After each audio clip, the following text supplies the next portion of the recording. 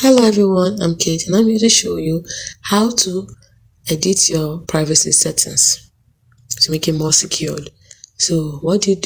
You open up the Telegram app, you click on the three lines at the top left corner over here, click on your profile picture.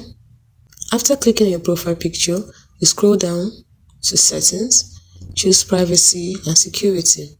Scroll down to privacy and you can see the list of items you can change: your phone number, last seen online profile photos. You can choose who can view them. So if I choose a phone number, right now it's only on my contacts. If I want everybody to be able to view my phone number, I click on everybody. If I don't want anyone to be able to view my phone number, I click on nobody. I can also add exceptions down here. People that I always allow, I pick who I want to always allow to view my phone number. Those I will never allow, I can also choose them.